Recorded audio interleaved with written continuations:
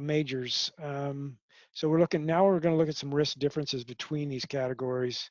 So majors, as far as looking at kind of risk issues, differences. So the majors have the least amount of risk, of course, and the reason why is because their balance sheets are stronger than the other companies. They tend to, they can generally survive downturns. But the location and political risk can be substantial. So you need to look into that. They're not going to get as valued as high. They're not going to have that 25x cash flow multiple, maybe even not 20x, but definitely not 25 if they have political risk. They're just not going to get there, right? They're not going to get that. Investors aren't going to give them that value. High debt. You got some of these companies have $2 billion in debt or more, so that's an issue. Um,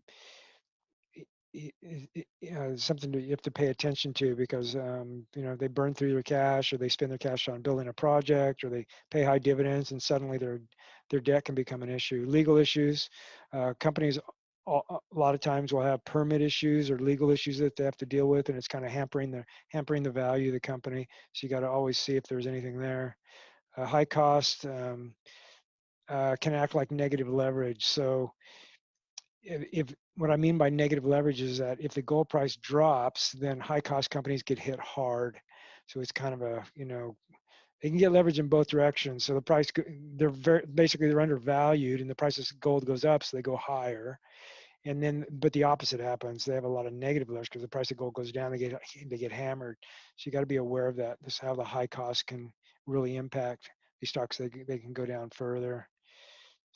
So mid-tier producers, all the issues that I mentioned up here apply to mid-tiers as well. They tend to have weaker balance sheets than majors, but not always, but they tend to. And tend to have less credit than the larger companies. The larger companies, they tend to have a credit line. You don't see a lot of credit lines with the mid-tiers. It's not as easy for them to go out and raise $200 million in debt, for instance, credit line. Not as easy for them. And then they have the higher probability of bankruptcy, so you have more risk involved. But if they have a strong balance sheet, then it can make them, um, you know, the risk isn't as high. It can be almost equal to that of a major, depending on the quality of the properties and their balance sheet and the cost structure. Um, Less financial strength can hinder a mid-tier producer from growing. I've seen this a lot. So this is on the lower end of the mid tiers. So if you have a company that's say mid tiers, like has a market cap, say 200, 250, 300 million, but yet they don't have their cost structure doesn't allow them to have a lot of free cash flow and they have debt and they're just struggling really to get ahead, to get struggling to pay off their debt, to clean up their balance sheet, to increase production, kind of spinning their wheels, trying to, grow. I see this a lot in the lower end mid-tier companies. You got to pay attention to that and look for the companies that are kind of, trending, if you will, kind of um, making strides, if you will, nothing's slowing them down, nothing's really hindering them. You want to look for what's hindering this company. What are the issues that are hindering it? It's important that these companies have positive free cash flow and significant positive free cash flow. I mean, $10 million a year really it's not really cutting it. You want to have, 25, 50 million in free cash flow. You're going to clean up your balance sheet. That's going to add cash to your balance sheet. It's going to make it, to where you can find a way to grow. So you want to look for that positive free cash flow. If they don't have any right now, you want to look for, when are they going to get it? What are the steps they're going to need to get that positive free cash flow? Another thing to be cognizant of is that once a gold miner falls out of favor, it can be difficult to recover. Um, once a company starts having problems and their share price drops, it's really tough for them to recover and to get investors back and get investors interested in them again. It's like once a company becomes a dog, it's a tough road to get back. It can take some time. I think that's my point. Emerging mid tiers. So these stocks can provide opportunities because they're usually undervalued if they're emerging mid tier, unless it's the only reason they're emerging is because they just haven't built the mine yet, and the growth is there, and they're, investors are excited. But a lot of times, investors aren't excited with these companies because they're not mid tiers yet, and they're essentially small producers. And so, there's not a lot of quality companies in this category, but you can find some that are, going to grow. So you just have to look for, what is that growth opportunity, and then what are the risk. So all the risk associated with small producers apply here as well. They can have. I'll just go ahead and go down to the small producers and talk about that. So it's okay to bet on a few small producers. You can have a few in your portfolio, but don't expect those to really be your home runs. These are just stocks you just can't kind of pass up. They're just really cheap. Company like Impact Silver, it's like when it was really cheap, I was like, I got to buy this because it's going to do well. I mean, it's probably not going to be a mid-tier producer, but it's just so cheap. But the entry level is really important. Um, it's just you just don't want to pass it up, and you never know, if they can grow. Some of these small producers have potential to grow, and you're kind of locking in like a 3+ bagger, and who knows, it could be better. They usually have low resources, and that's the reason why they are small producers. But some of them can have exploration potential. They generally tend to have weak balance sheets because they just don't have a lot of free cash flow. But that's the reason why they get so cheap, and that's why they become so compelling, because they have a weak balance sheet, they have low resources, so they get valued at, a dollar an ounce, say for silver, $20 an ounce for gold, and you're going, this company is just too cheap, I got to buy it. So especially if they have exploration potential, then it can be interesting. So you're just looking for, you're looking for opportunities, and again, you just don't want a lot of them. Small, you just a few of them, and those aren't really going to be your home runs. Late stage development companies. So these can be exciting opportunities with big upside potential. However, with that upside potential becomes risk. I mean, you're looking at development stories where their current valuation um, is nowhere near where it's going to be when they get to first pour. So you got this big gap, right? And that's one of the reasons, that's why they're so enticing.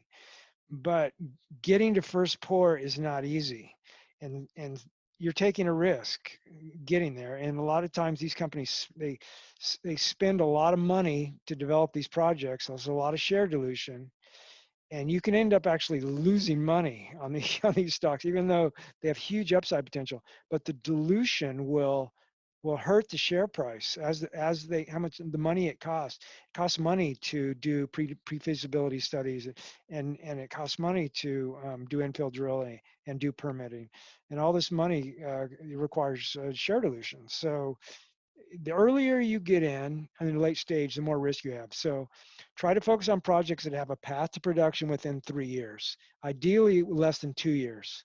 And the closer production, the less upside. However, the closer the production, the less upside potential. Once in a while, you just have to get in early because it just makes sense. I remember I got into pure gold when it was trading at 10 cents, and I just got in real early. I was like, I like this project. It's gonna be a winner. But who knows how much dilution there was going to be? Who knows if it gets taken out? It worked out great. I mean, it's trading over $1.50 right now. I think probably heading to $3 or more. So it's been a really good investment. But that one winner, that one home run, you have 3 or 4 losers, or 3 or 4 duds, if you will. So late stage, there's a lot of risk involved because you're going after really big returns. And again, the longer the production, the more chance of share dilution. So if you can find one that's within 2 years of production, within 1 year, they really start to make sense. Like I remember Skeena. I got into Skeena and Arcana and Ascot. When those projects were fairly advanced and they were still very cheap. Sometimes you can find these projects that are, within, 2, 3 years, and they're very cheap. Those are the ones that I like. Anything that's more than 3 years, the risk really starts to go up. And I've talked about this several times about the insider ownership. Location is really important. to determining the permitting risk. You know, a lot of times you're going to get these development projects before they're permitted. So depending on where it's at, that's going to tell you how long. For instance, the U.S., it takes forever to permit in the U.S., the longest anywhere in the world. Everywhere else is, you know, 2 to 3 years kind of. U.S. is like 4 to 5 years. Those are just generalizations, of course, but on the whole. Um, so it really makes me nervous trying to waiting, buying a development project in the U.S. that isn't the permitting hasn't started yet. Boy, those take forever. High capex project. So the higher the capex, remember I said that I only like to go back to 200 million. So once you get over 150 million, that high capex can really slow a project down from getting financed, and also can create a lot of share dilution and hurt your upside potential. Exploration projects. Okay, on slide 15, the one that I just went over, I talked about all these factors for exploration stocks. One thing to keep in mind is it's very difficult to find a large mine, very hard. And so, and that's what we want. That's where you make your money, right? When they find a large mine, and it's very difficult to find one. So there are about 500 quality exploration companies in the world, and perhaps one or two of them will find a large discovery this year. That's it, one or two. So, how many are you going to own, right? What are the chances of of somebody finding? It's just really, really difficult. Um, so you have to think of these exploration stories as lottery picks. Um, if you're if you're going to chase your results, make sure the company already has the goods. You should be chasing the size of the mine and not the mine. That's a really important lesson. The size of the mine and not if it is a mine. In other words, okay, we see these good results. We know there's a mine there. It's just a matter of how big it is. Those are the good ones. A good discovery can trend for months. Consider the Great Bear discovery in 2018. It trended from 30 cents in August 2018 to $15 in July 2020. It trended for 2 years of drill results, and that's what you can find. So as long as you bought this thing at $2, you did great. You got a lot of time to get in. So that's kind of what you're looking for. Royalty. Okay, so all right. So the one thing about royalty companies is the royalty model has been working great, but it's been expanding. I now have like 16 royalty companies in my database. I had like 5 when I first started. It just keeps growing and growing and growing. And it's like 2, 3 every year we get new royalty companies. So it's becoming very competitive. Everybody's kind of starting to compete. It's getting crowded. What that's going to do is it's going to slow growth, because these companies are going to have to share the projects. Plus, they're going to start having to, they're competing against each other, so they're going to have to bid a little bit lower. They might have to pay a little bit more. So it's becoming a crowded field, which is going to carry kind of more risk. Um, it's currently, though, if the model holds, it probably has kind of the lowest risk because their costs are extremely low. Most of them have very little debt on their balance sheet and have very high margins. So, and as the price of gold goes higher, their cash flow is going to go right, 80% margins goes straight into their balance sheet. They can pay high dividends, which is going to generate higher share price values. So as long as the model holds and the price goes up, the risk looks pretty good for these companies. But there is increased competition, and so there's always that possibility that growth slows in the model. Like right now, the model's been working so well that most of these companies are valued at 20x, 25x free cash flow, even as high as 30. So will that hold?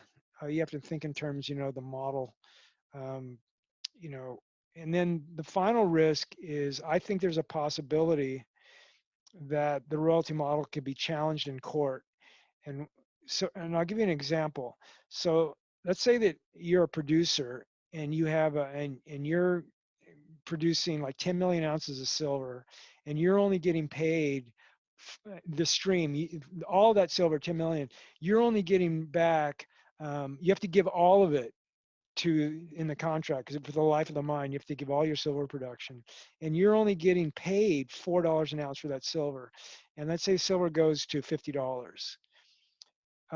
That is a huge. The other guy is getting $46. I'm just using 50 as an example. He's getting $46 times 10 million.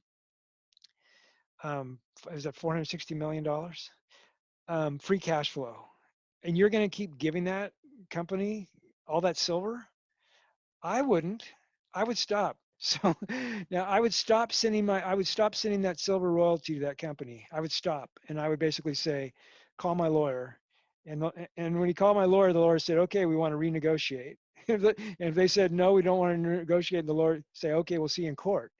And so I would basically pay those legal fees and say, I'm not paying. And then if the court was going to fine me, if I ended up losing, the court might make me pay a penalty and interest and the whole deal. But it would probably be worth it for me and who knows, it might take, I might be able to hold them up in the courtroom for a year or two, and they're supposed to get $460 million. So I think it would be conducive for them to rewrite the contract. I think someone's going to do that, and once someone's successful doing that, the whole model starts to break down. So that's my 2 cents of what I think is going to happen once, say, silver gets over 50. I think somebody just stops paying and says, I want to rewrite on this contract. So we'll see what happens.